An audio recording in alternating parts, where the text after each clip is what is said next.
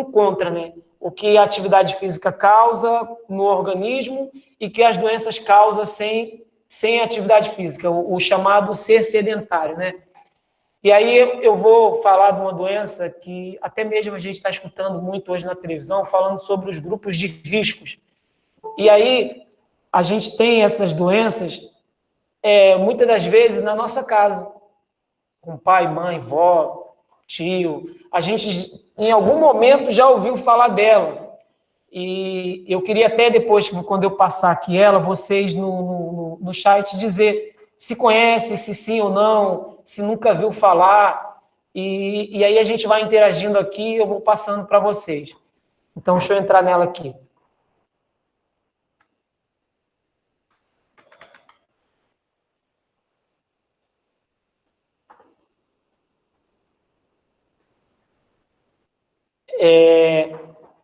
Me responde aí no chat se vocês estão vendo essa imagem aí que eu coloquei.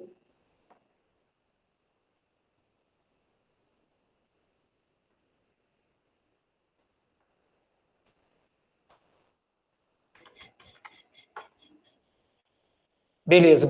Então, todo mundo está vendo, então eu vou voltar lá. Eu vou passar aqui um videozinho só para a gente ter um entendimento, voltar lá no quinto, quarto ano, como funciona um sistema, o corpo humano em si, né? Parece ser uma coisinha bizarrazinha, mas é uma coisa simples que dá para ter uma lembrança para frente no que a gente vai falar. Então, vamos lá.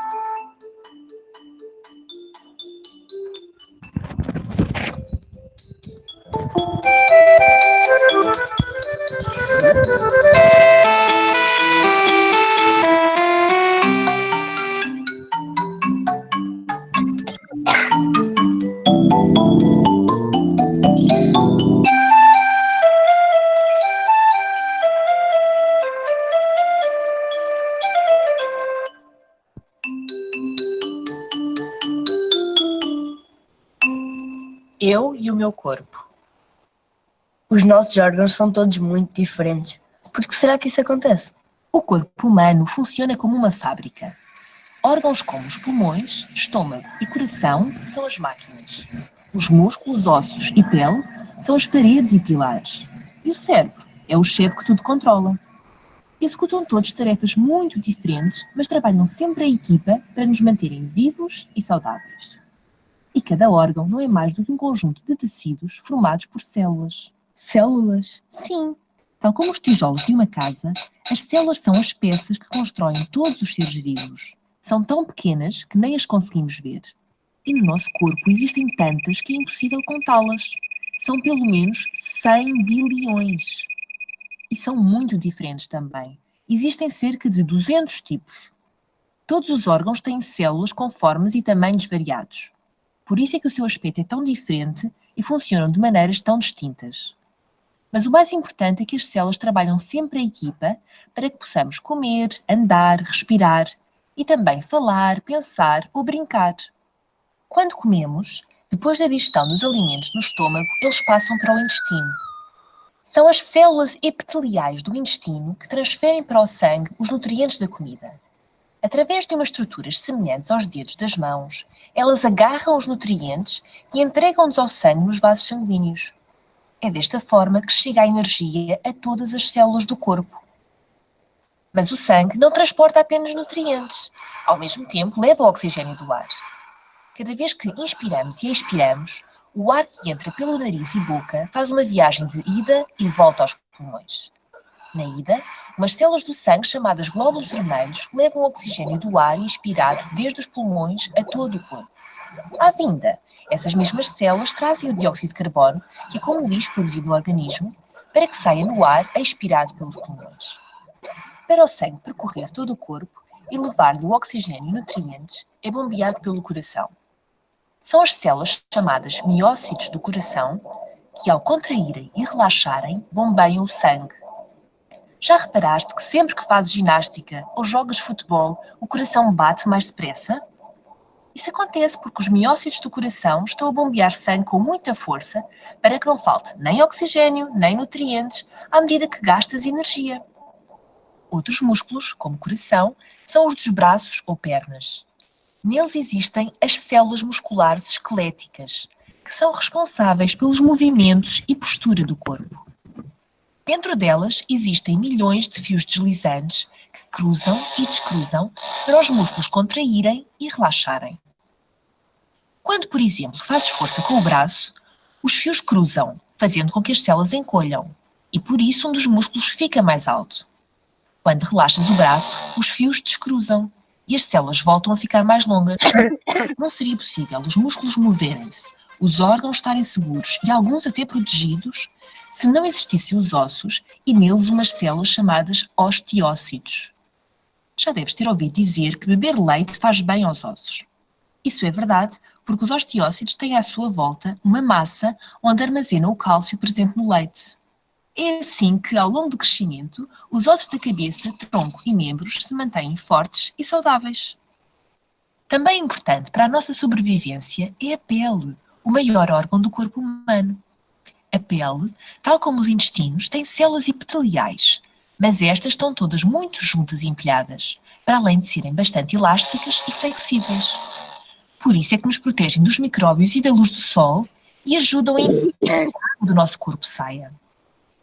Lembras-te que o corpo humano funciona como uma fábrica e que o cérebro é o chefe? Na verdade, são os neurónios, as células do cérebro, que controlam todas as ações do nosso corpo até quando estamos a dormir. É através de impulsos elétricos que passam de um neurónio para o outro que as decisões enviadas pelo cérebro chegam às várias partes do corpo. E da mesma maneira, o cérebro é informado do que se passa no exterior. Quando estamos alegres, são os neurónios que dizem aos músculos da boca para sorrir. Muito fixe! Não fazia ideia que existiam umas coisas assim tão pequeninas nos órgãos, nem que podiam ser tão diferentes. Mas como é que se sabe tanto sobre as células e o seu funcionamento? São os cientistas que estudam as células nos laboratórios de diversas maneiras. Por exemplo, muitas vezes colocam células numa caixa com nutrientes onde se multiplicam. Conseguem assim uma maior quantidade de células, o que permite estudá-las melhor. Quando são tão pequenas que não se veem a olho nu, os cientistas usam o microscópio para ver a forma das células, como se comportam e até o que têm lá dentro, ou seja, o que as constitui. Uau! Então, se estudarmos muito bem as células, ficamos a saber tudo sobre o nosso organismo? Não é bem assim. Estudar as células e o seu interior permite saber muita coisa. Mas os cientistas, quando querem descobrir a sua função num órgão, têm de trabalhar com seres vivos.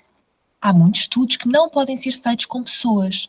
Por isso os cientistas usam, por exemplo, animais que tenham características parecidas com as nossas. Animais? Sim, apesar de nós sermos muito diferentes de um porco, de um ratinho, de um peixe ou de um sapo, temos os mesmos órgãos essenciais à vida, como o coração, intestino, cérebro, embora por vezes com aspecto diferente. Mas o mais importante é que os tipos de células de animais e humanos têm muitas características iguais. De facto, são as semelhanças com as células de animais que permitem aos cientistas utilizá-los para estudar doenças, descobrir medicamentos, entre outras coisas. Sabias que os medicamentos que tomas para a gripe, ou se sofres de asma ou de diabetes, surgiram graças a estudos que foram feitos em animais? É desta forma que os cientistas conseguem responder a perguntas e perceber melhor como o nosso organismo funciona.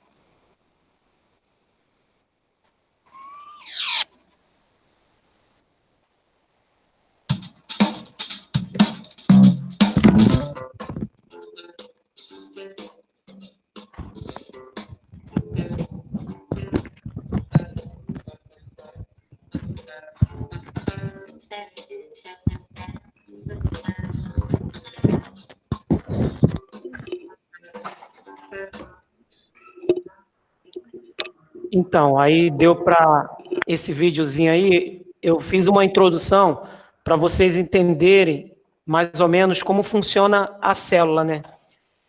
Você viu aí que o corpo é todo formado de célula, e aí a gente vai entrar aqui na primeira doença que está relacionada. Ela é uma doença que não é transmissível, ela não passa, não pega no ar, não pega no vento, é o diabetes aí que vocês vê muito falar, ou tem até alguém na família, né? E aí eu começo aqui perguntando para vocês o que vocês sabem sobre essa doença.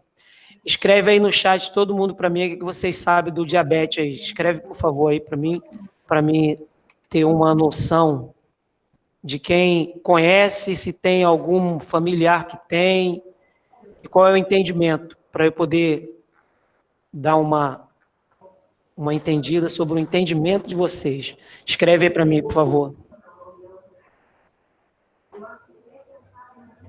E quem tiver com o áudio aberto aí, por favor, desliga o áudio aí, só escreve.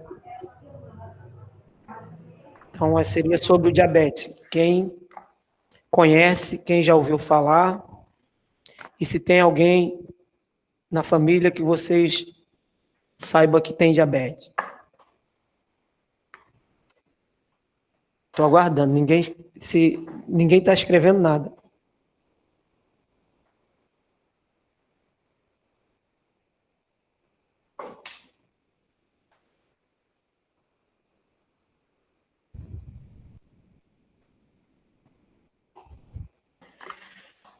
Vamos lá, escreve aí sim ou não.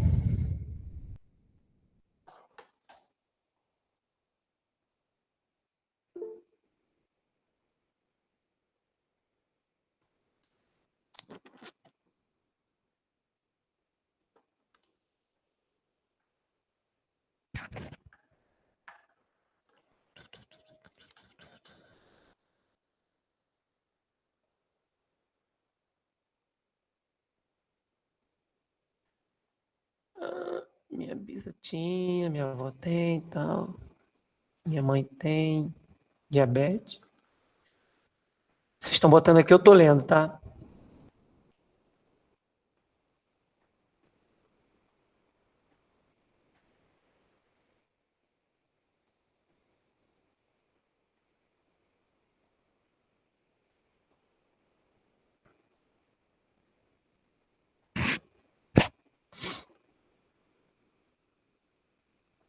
Então, vamos lá. Pelo que eu vi aqui, é uma doença que todo mundo conhece e está muito próximo de vocês, né?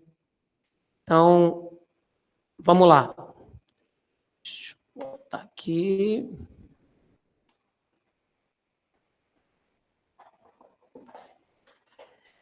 Precisamos de duas substâncias, como vocês viram lá no primeiro videozinho lá. Nós precisamos de duas substâncias muito importantes para energia, para o corpo funcionar, né? O corpo sem energia, ele não funciona. A gente precisa do oxigênio presente no ar, né? Vocês viram lá que através que a gente faz a respiração, o oxigênio ele entra no pulmão e entra na corrente sanguínea e esse oxigênio é transportado para dentro das células, né? Até aí tranquilo, né? E o açúcar, em forma de glicose, ele está presente nos alimentos. Então, você pode ver que essa ilustraçãozinha aqui, ó, o oxigênio e o açúcar, né, que ela vai entrar dentro da corrente sanguínea. Então, vamos lá. Uma das funções do sangue, também vocês viram lá no vídeo aulazinho direitinho lá, videozinho de criancinha, transportar o oxigênio e o açúcar que vão nutrir nossas células. Então, isto gera energia. Sem isso aí, a gente não consegue, o corpo humano ele não consegue se mover. Você tem um corpo morto e doente, né? Então, vamos para o slide 5. O açúcar no sangue precisa de permissão para entrar na célula. Então, o que vai acontecer? Toda vez que ingerimos algum alimento e fizemos lá aquele processo lá daquela figurazinha que vocês viram, o intestino fazendo, descendo, ele precisa de permissão para entrar na célula. O açúcar ele não entra na célula de qualquer jeito.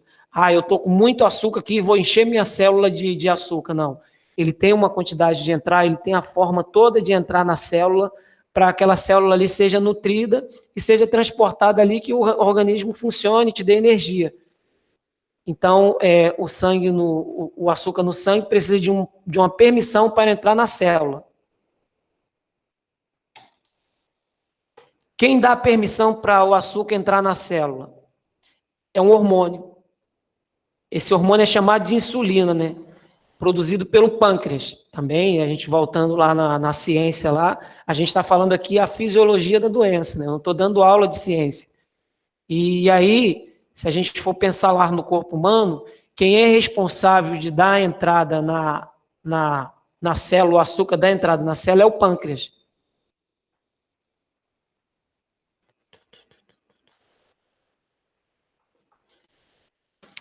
E aí existem dois tipos de diabetes. A gente tem o diabetes tipo 1 e o diabetes tipo 2.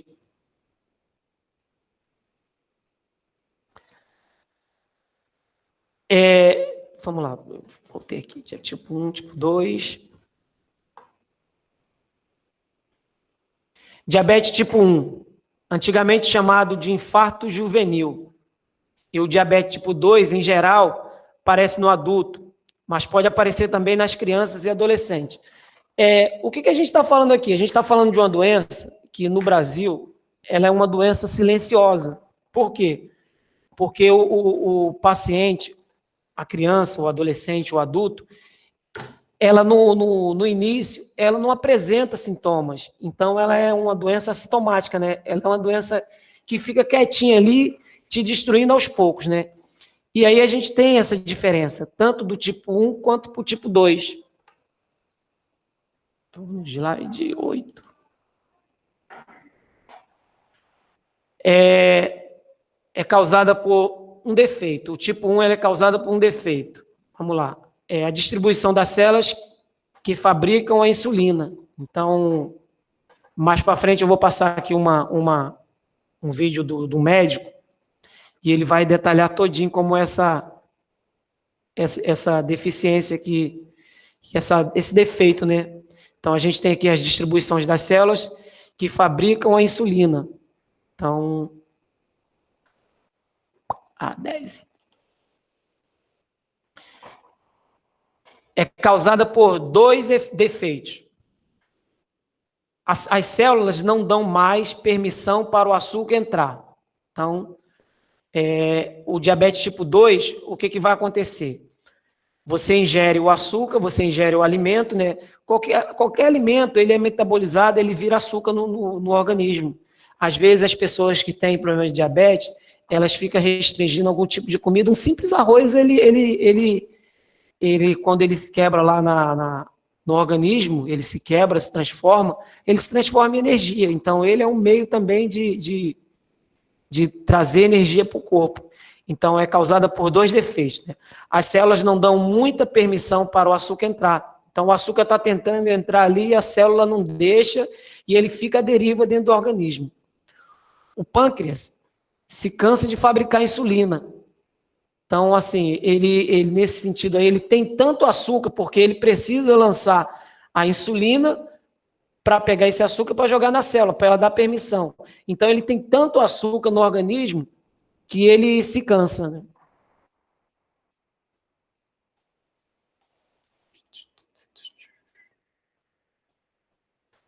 Com tudo isso, o pâncreas deve estar estressado.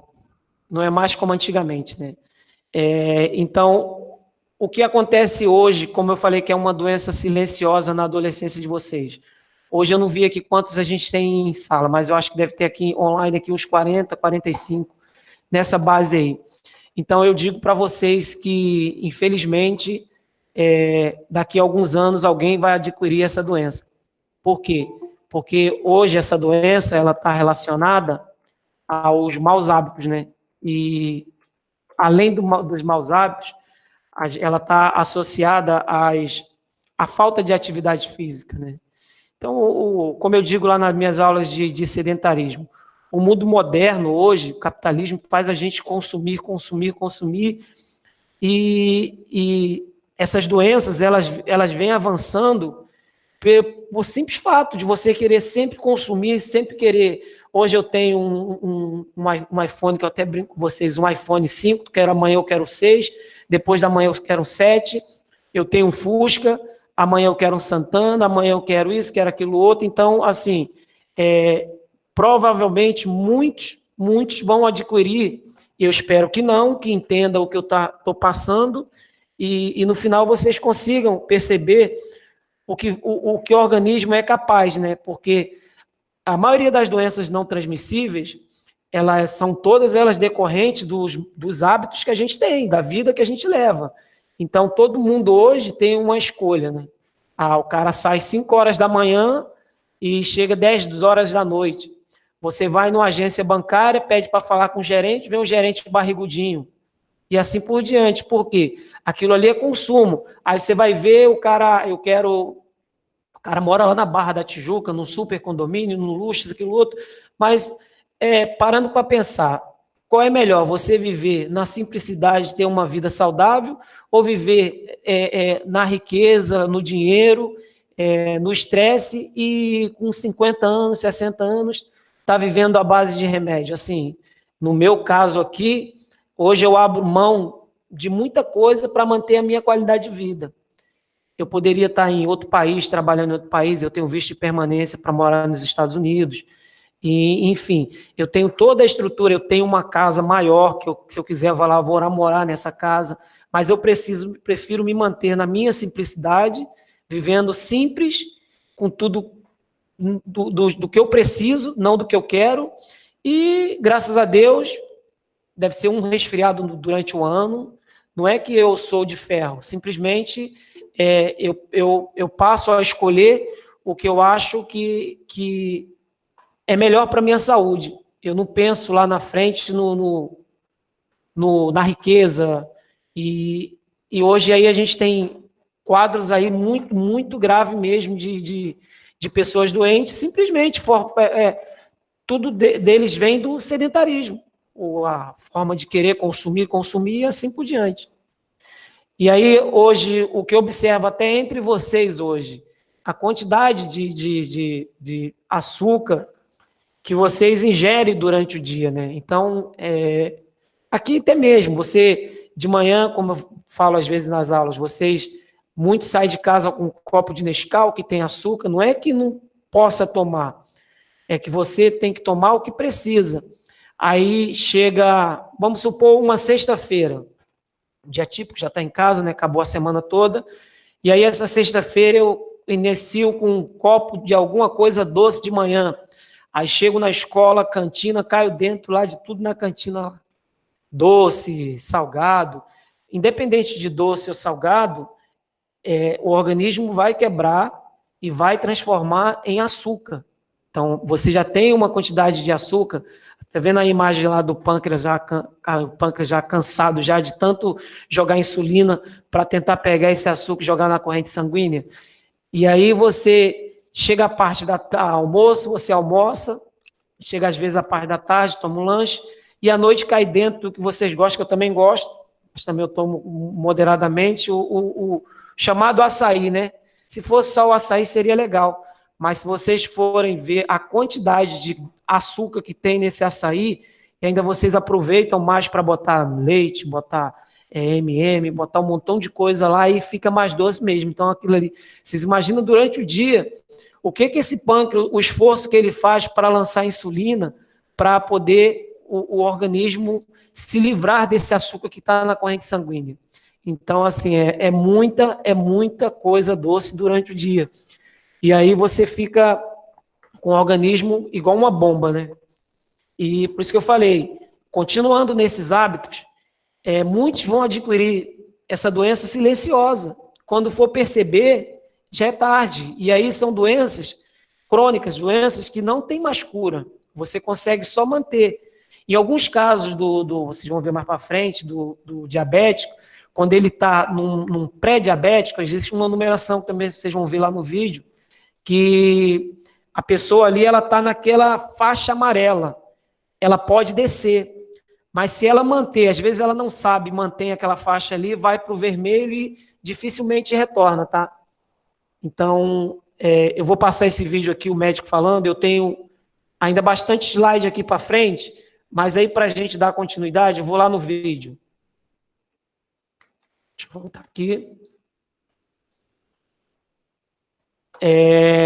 Fala aí pelo chat aí se estiver tudo ok. E se alguém tiver que fazer alguma pergunta, pode abrir o áudio e fazer, tá? Antes de eu abrir o vídeo.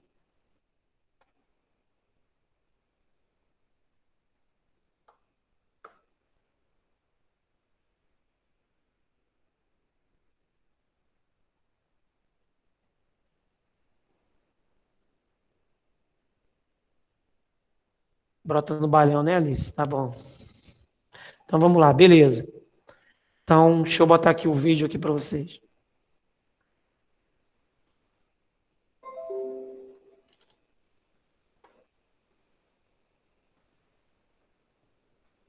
Agora, será que a pessoa que descobre essa doença com mais idade é mais perigoso? O doutor Sproy está aqui. Então, vamos lá. É um vídeo que eu busquei no programa aí da Record, né? Estava lá no YouTube, e aí eu fui pesquisando alguns vídeos que trouxessem um entendimento melhor para vocês. Agora, será que a pessoa que descobre essa doença com mais idade é mais perigoso? O doutor Sproy está aqui e vai explicar também para a gente, com toda a sua maestria, a diferença entre diabetes 1 e diabetes 2. E vai explicar muito mais outras coisas, não é isso, Aninha? É isso aí. Ele vai mostrar pra gente como fazer a troca inteligente dos alimentos para poder prevenir essa doença que atinge 12 milhões de brasileiros. Já pensou? É logo depois do intervalo. Não sai daí que tem muita informação boa aqui no Hoje em Dia para você. A gente já volta.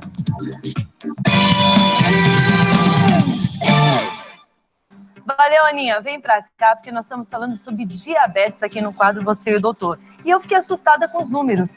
O doutor tá me falando aqui que 2 milhões de pessoas adquirem a diabetes por ano. E o total são 12 milhões de brasileiros que têm essa doença, né, doutor? Sabe, Tiziana, a gente ainda nem contabilizou os pré-diabéticos, ou seja, aquelas pessoas que vão ficar diabéticos e nem sabem que tem essa facilidade para ficar diabético. Nossa, mas doutor, o que é a diabetes? Bom, na verdade, o que é o diabetes? Vou explicar com calma para vocês entenderem. No nosso organismo tem uma glândula que está aqui chamada pâncreas. Uhum. O pâncreas fica atrás do estômago. E o pâncreas produz um hormônio, dentre várias substâncias que ele produz um hormônio chamado insulina. Uhum. Agora, olha aqui uma coisa interessante. Eu comi, por exemplo, pizza, macarrão, eu bebi álcool, eu comi chocolate. Tudo isso vai para o meu estômago, para o meu fígado e se transforma em glicose. Uhum. Para que serve essa glicose? Essa glicose serve para entrar aqui dentro da célula. Olha aqui, essa minha célula está fechada, hein? Uhum. Mas essa glicose, esse açúcar, tem que entrar aqui dentro da célula para a minha célula funcionar. Ou seja, para o meu músculo contrair, para eu pensar, para eu caminhar, para eu viver. Uhum. Só que para esse açúcar, para essa glicose entrar aqui dentro, eu preciso dessa chave chamada insulina, que é o hormônio que é produzido pelo pâncreas. Então, o pâncreas produz esse hormônio, essa insulina vem agora aqui, e ela vai abrir o cadeado da minha célula. Então, eu abro a célula, e agora o açúcar, a glicose, entra lá dentro, e aí, o que acontece? A minha célula usa esse açúcar, e eu posso trabalhar, eu posso fazer atividade física, eu posso fazer tudo. Agora, tem uma doença chamada diabetes, que faz com que essa insulina não faça esse mecanismo. Ela não consegue, ela não abre o cadeado. Ela não consegue jogar o açúcar para dentro da célula. E onde vai ficar esse açúcar? Dentro do meu vaso sanguíneo. Então, o diabetes é o aumento do açúcar no meu vaso sanguíneo. E nós temos, basicamente, 3 tipos de diabetes. Mas eu vou falar de 2. O tipo 1, a criança nasce, ou adolescente, e os anticorpos produzidos no próprio corpo da pessoa atacam esse pâncreas, atacam, e esse pâncreas para de produzir insulina, não produz mais. Então, todo o açúcar fica aqui fora, não consegue entrar. Então, a pessoa tem que tomar insulina para o resto da vida. Esse é o diabetes tipo 1, que geralmente dá em crianças e adolescentes, mas pode dar até 30 a 35 anos de idade. Agora, tem o diabetes tipo 2. O que faz o diabetes tipo 2? É o mais leve, é isso? O diabetes tipo 2 é o mais frequente, chamado diabetes do adulto. Como que acontece? O pâncreas produz insulina, que está na minha mão.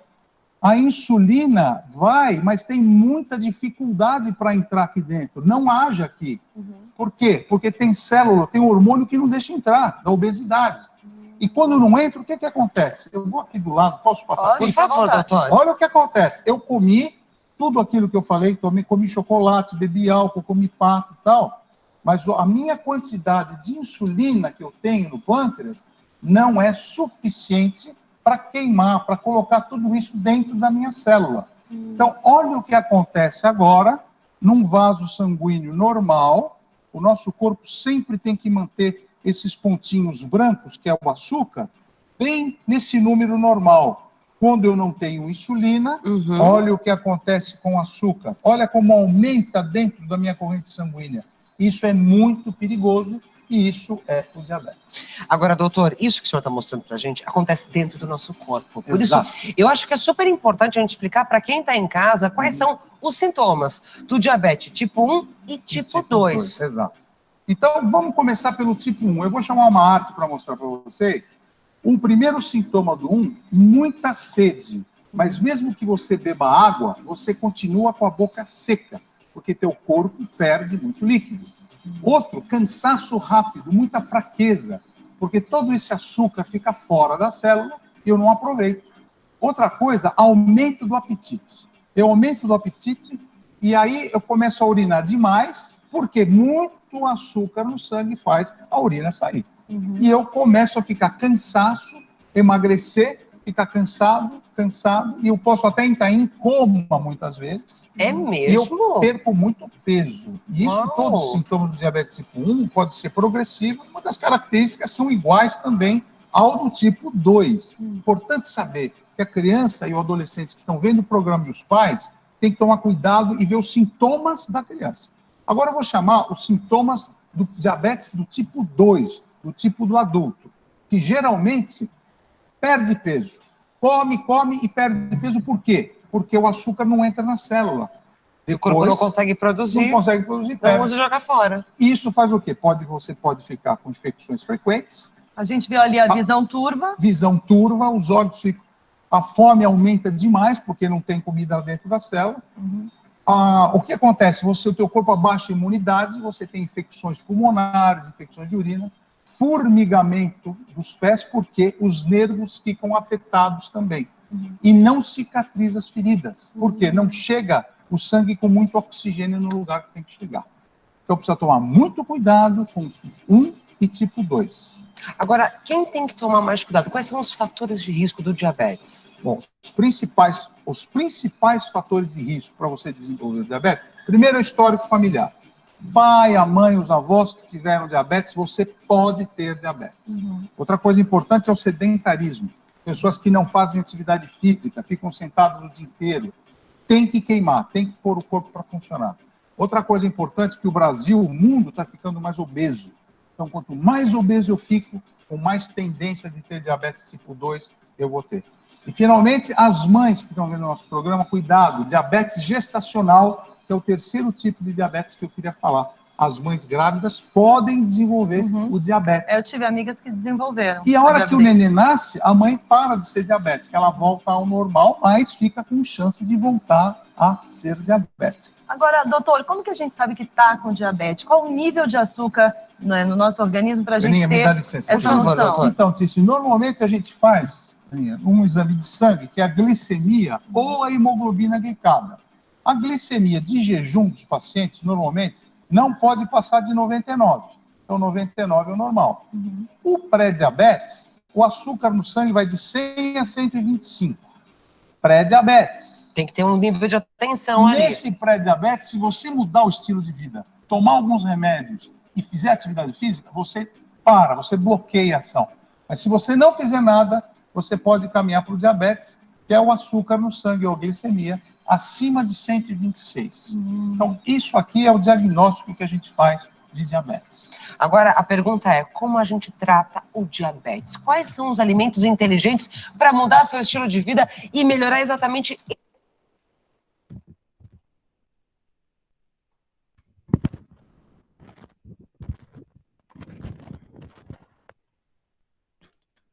Então, vocês viram aí, o vídeo ainda é um pouquinho prolongado, e aí eu consegui passar ele até 10 minutos, e com esses meus slides, deu para vocês perceber que a coisa é séria, né? Não é uma coisa simples, que eu vou ali tomar um comprimidozinho e vou melhorar.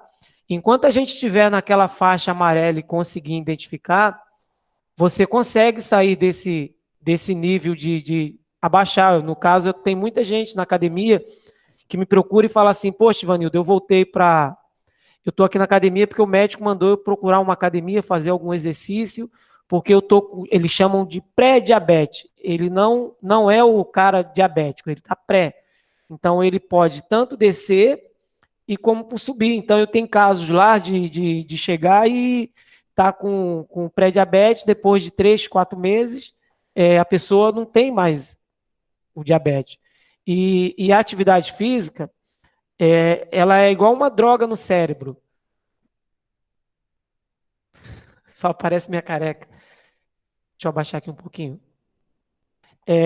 Então, a atividade física, quando ela entra no cérebro, ela depois de 3 meses, isso aí são pesquisas mesmo, depois de 3 meses que você fizer atividade física constante, você nunca mais para, porque ela entra no cérebro como uma droga. E aí você vicia. Essas pessoas aí que eu mesmo sou viciado, eu gosto de correr e eu acho que pode chover canivete que eu não consigo ficar menos de uma semana sem correr. Então, você consegue trazer aquilo ali para a tua vida. Opa, vou lá para a academia, comecei a malhar e depois de 3 meses já era. Depois de 3 meses você pega o hábito, o cérebro está lá adaptado e você não para mais. E aí dificilmente você vai adquirir essas doenças essa principal doença mesmo, essa doença silenciosa aí que a gente consegue ver aí e matar muita gente aí. Hoje os maiores índices da morte de coronavírus, infelizmente, é também causado para as pessoas que têm diabetes, né?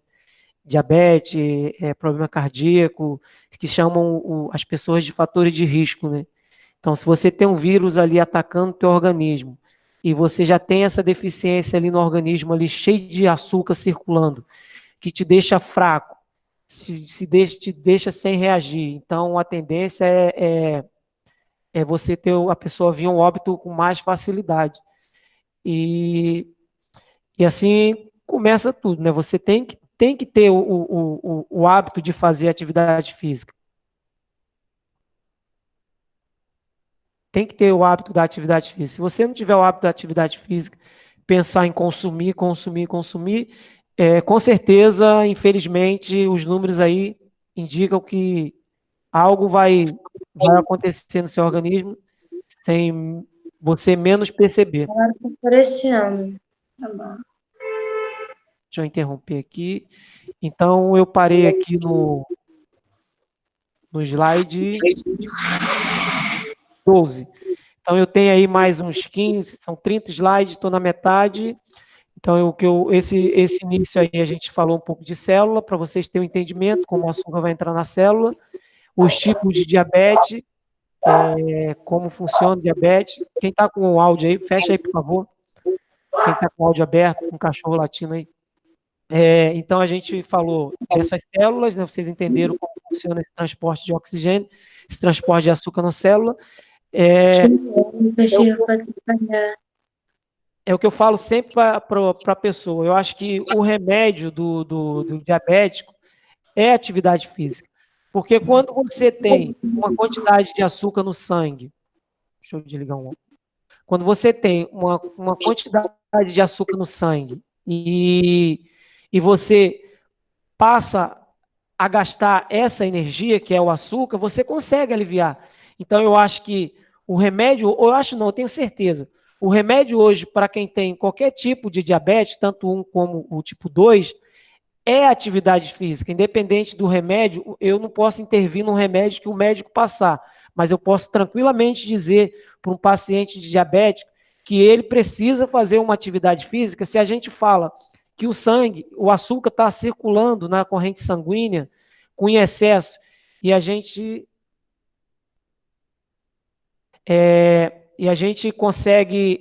consegue fazer.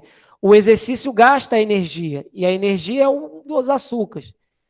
E se você faz atividade física, independente da tua condição física, porque lembra do alongamento? Um simples alongamento, a gente consegue gastar energia no organismo. E a gente precisa fazer algo que gaste essa energia. Uma caminhada, fazer algum tipo de esporte. Então, você precisa, no decorrer da vida de vocês, quando eu levo para a quadra para a gente fazer uma atividade física, e muitos gostam do handball, muitos gostam do basquete, outros gostam do atletismo, enfim, as modalidades esportivas são apresentadas para vocês tentarem adquirir um hábito de levar para a vida. Não é só, eu vou jogar hoje aqui e deixar para amanhã. Tentar procurar um lugar que consiga desenvolver o basquete. Eu não treino aluno para ser atleta. Isso aí eu sou muito claro. Eu gosto sempre, se eu tiver que montar uma equipe para o alto rendimento, eu seleciono. E aí cada um tem seu talento, né? Mas a prática da atividade física, para vocês adquirirem um hábito saudável, tem que existir. Então eu tenho aí, muitos que gostam do basquete, do handball, tem gente aí que não gosta nem de chegar perto do handball. Então, quando eu dava aula para vocês lá a partir do segundo ano, primeiro ano, eu conseguia fazer com que vocês fizessem atividade física, assim, prazerosa. E aí eu conseguia fazer alguns tipos de movimentos. Um exemplo, quando a gente fazia lá o vôlei com queimado. Então ali eu já faço um movimento do handball, de pular, de fazer, de arremessar a bola. E aí a gente vai criando essas habilidades. Quando a gente chega lá a partir do sexto ano, você já tem esse movimento pronto na mão. E aí tem uns que tem mais um jeito, tem chamado talento para coisa, né? E assim por diante. Tem outros lá que, até mesmo você jogando xadrez, você gasta energia no corpo, porque você faz com que o cérebro, os neurônios se liguem. Então ali você tem um gasto de energia. Então, nesse sentido aí da doença e atividade física, eu vou optar sempre na atividade física, eu vou sempre manter uma qualidade de vida ativa, né? E nas próximas aulas, eu vou estar passando os alimentos, de que forma a gente pode substituir. Então, semana que vem eu continuo nesse sentido. Eu estou começando a colocar as atividades lá na Plural, para vocês responderem. Então, vão praticando lá na Plural. Eu já coloquei algumas atividades minhas antigas. Eu vou estar colocando essa semana. Eu vou fazer o seguinte, eu vou falar com a coordenação e já vou colocar essa aula de hoje para ver o entendimento de vocês, as perguntas, e aí vocês vão utilizando a plataforma e respondendo que eu respondo vocês. Lembrando que eu estou em casa, eu só saio para dar minha corridinha e o computador está conectado praticamente 24 horas. Vou dormir umas 2 horas da manhã, eu tenho lá umas correções para fazer, então se mandar, eu vou estar sempre online e vou estar sempre vendo, tá? E qualquer dúvida, meu WhatsApp é aberto mesmo, eu não tenho, comigo não tem essa coisa de privacidade particular meu, eu abro mesmo, quem quiser falar comigo, me chamar. Não tem WhatsApp, não. Tem não? Depois eu te passo, então. Também não. Assim, quem quiser fazer algum tipo de pergunta, pode abrir o áudio aí e perguntar que eu respondo. Alguma dúvida aí? Professor, manda para Ana seu número, que aí eu pego com ela. Tá bom. Tá tudo tranquilo aqui comigo. Então, alguma dúvida? Ninguém tem dúvida? Conseguiram entender aí? Sim. Ô, professor, Fala. o cara falou lá no videozinho lá que grávida, quando tem diabetes, aí tem o filho e não tem mais diabetes. Aí pode pegar, talvez, depois. Só que, tipo, o filho tem possibilidade de ter? Não, a criança ela nasce, o problema metabólico em si foi no organismo da mãe, porque ela teve um transporte de açúcar ali, e ela esse açúcar é como se eu tivesse uma mangueira vazando, e essa mangueira, em vez de ir para um lugar, ela estava indo para o outro, então a criança ali pode ter absorvido uma quantidade maior de açúcar, e ela ficou com essa deficiência de açúcar, ou até mesmo em mandar esse açúcar para o feto, ela tinha essa dificuldade. Então, dificilmente a criança vai adquirir o diabetes quando ela quando nasceu, né? Então, não tem como. Professor, Que horas acaba a tua aula? Daqui a pouquinho, já estou finalizando já. Só estou agora tirando as dúvidas de vocês e pronto. Então, bota aí, ó, quem tem vó, mãe, bota para Professor. fazer, fala.